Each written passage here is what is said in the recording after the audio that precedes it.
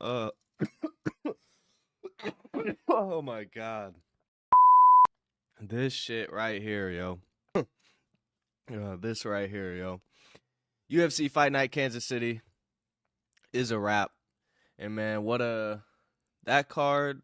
I thoroughly enjoyed that card for a fight night. That was a pretty entertaining card. Had good fights, good entertaining moments. Like look at my man Anthony Smith right here, yo. This shit right here was pure fucking comedy. I don't know what was. Oh my god, yo. I don't know what bro was thinking, but yeah, this right here had me in literal tears. Look what my boy's caption says: pissing out of his head, sat in a literal puddle of his own blood, finishing the first round, but still flipping people off. Fair play, Anthony Smith. Oh my god. I wish y'all could have saw my live reaction to this.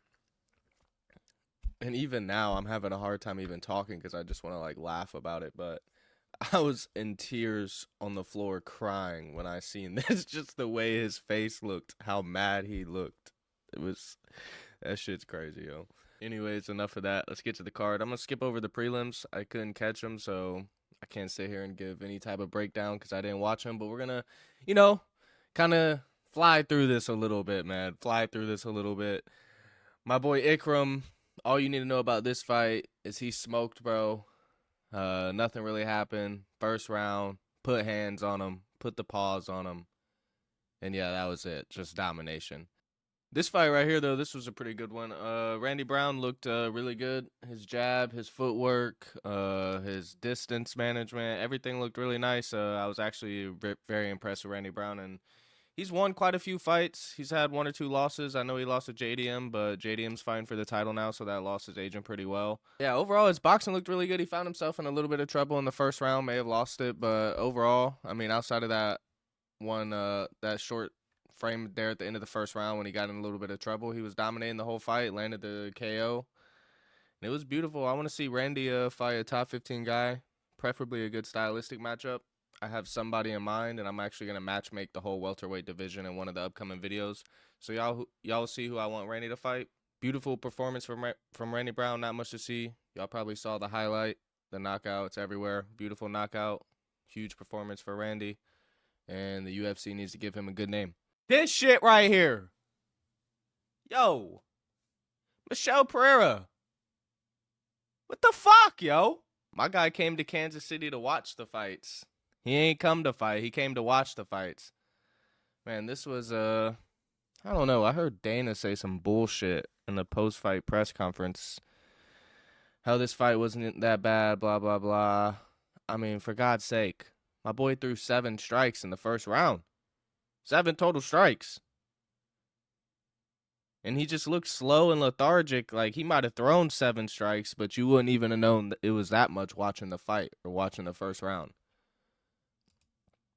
Yeah, I don't know. Not much happened in this fight. The third round, both of them were absolutely gassed. I don't really know from what, but yeah, the fight sucked. Just got to call it how I see it. Watching bro right here, watching Michel Pereira dance on his walkout was more entertaining than an actual fight. So this shit sucked. It was trash. Sorry.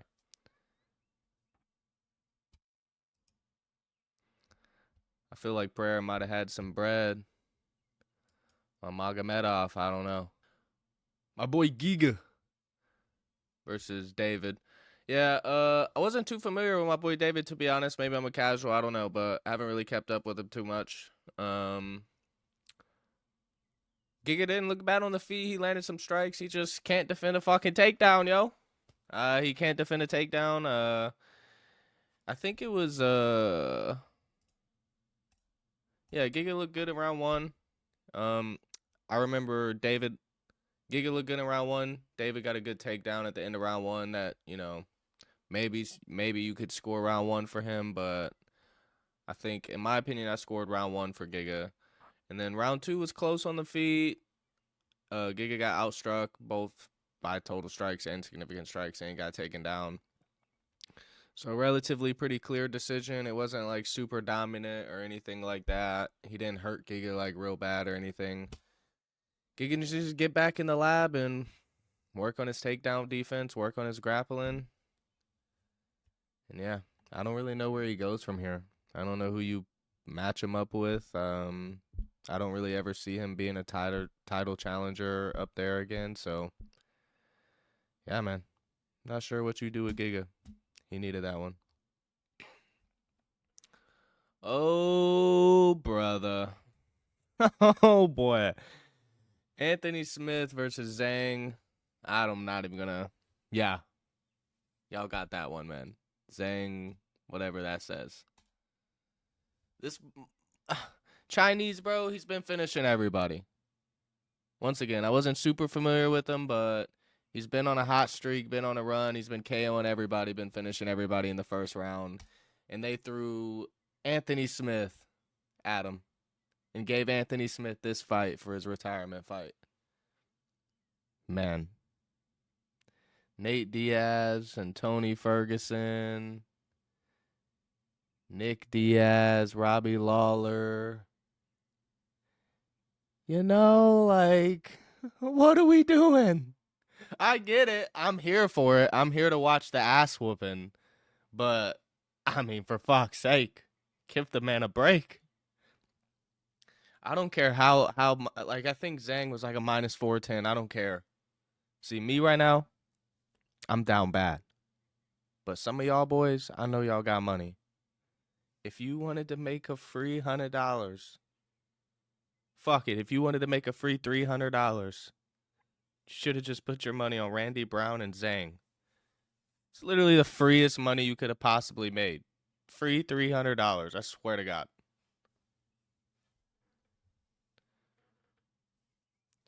But yeah, Anthony Smith, all jokes aside, at the start of the fight, he tried to bring it a little bit. He was using kind of like that John Jones kind of hands out, fucking fingers out. Watch out, I might poke you in the eyes if you're not careful type of thing. Grabbing the hands, managing the distance well, and he actually landed a couple really good elbows off of like the hand fights and the clinch and stuff. He just looked a little slow, a little lethargic. Reactions weren't really up to par, and eventually Zhang, I don't know if it was an elbow or what it was, but I guess he landed an elbow and cut the top of Anthony Smith's head, and blood started pouring in his face, and yeah, the downward spiral and the ass whooping started there. It was a good like minute for old man Lionheart, but once that cut happened, it was basically wraps. And then as like I showed y'all in the beginning of the video, as bro just got his ass whooped, getting ready to retire, he pulls this shit, yo. And I'm pretty sure this was at just some random fan in the crowd too that was talking shit or something when he walked out. I mean, fuck, yo. You're angry about losing. That's one way to take it out. Go for it. But yeah, I guess that's a career for Anthony Smith. So I'm going to try my best not to be disrespectful. So kudos to Anthony Smith. I hope your desk job with the UFC goes well and everything like that. And yeah, good career. You got to fight for the belt. Did your thing. Made some money. Took care of the family. That's all you can ask for. Kudos to Anthony Smith, man. Zhang's a problem. We'll see where he goes from here. And moving on to the main event. Ian Machado Gary versus the chain smoker Carlos Prates. So, to be honest, I saw this fight going one or two ways. And I kind of feel like it's the way most people saw it, so I guess I'm not saying much, but still, this is how I saw it going. Either Carlos was going to land something big early and put Ian away, or he was going to have a hard time getting to Ian, because if you really watch Carlos's fights, he's not a volume guy. He's kind of a sniper, but Ian's taller than him. Like, I don't know about the reach and everything like that. Carlos might have a longer reach and stuff, but still, Ian's a tall guy. He manages the distance well. He's in and out. He can mix in the wrestling, things like that. So, I was leaning more towards kind of what happened, honestly. The only thing that shocked me is I expected Carlos to come out there, putting the pace on early, like chain smoker, crackhead type of energy, and then towards the end of the fight, towards the fourth, fifth round, it'd be a problem. But ironically, it was the exact fucking opposite. This man Ian got down on all hands and knees in the fifth round, getting fucked and gassed and rocked. And this man Carlos Prates looked like he just walked out.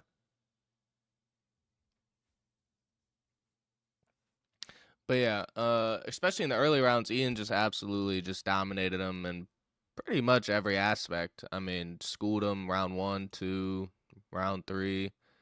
Like, round 3 was ugly. Round 3 was ugly. And he actually hurt him with the uppercut, too. Like, Ian, ever since he got on that vegan diet, I swear he's been looking shittier. But for this fight, I don't know. Maybe he's been in the lab. Maybe he switched the diet back up. I don't know. But he had a little bit more pop on his shots. He looked a little faster. To me, he looked better in this fight than he did in the Shavkat fight, which I guess if you're an Ian Gary fan, if those exist still, that's a good sign.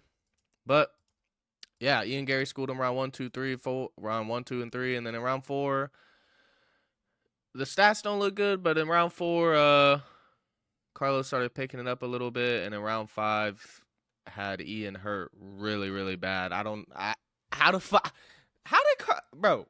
Carlos not finish that fight?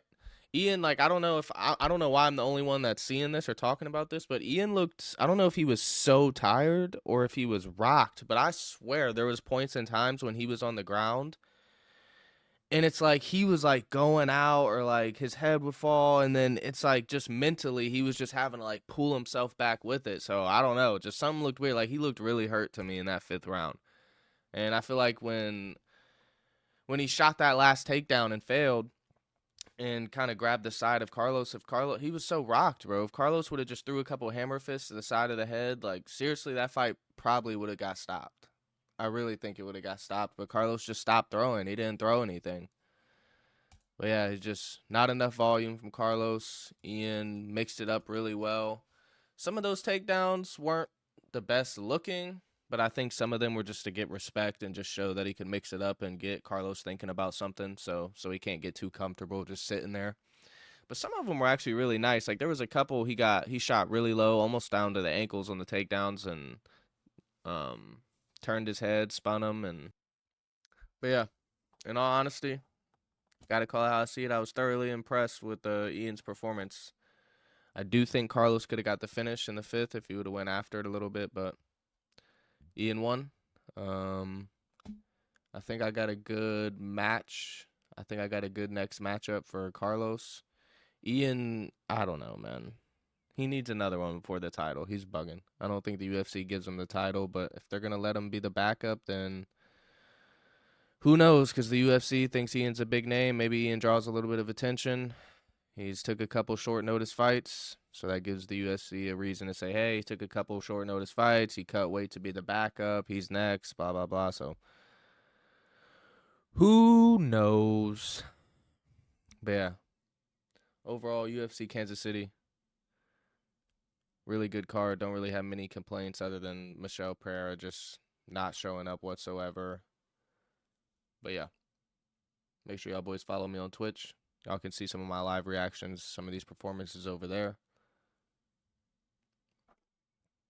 We'll also be doing other things like playing games, reacting to other types of videos, things like that. So yeah, make sure y'all boys follow me on Twitch. Link in the description below. And until the next one, I'll see y'all boys.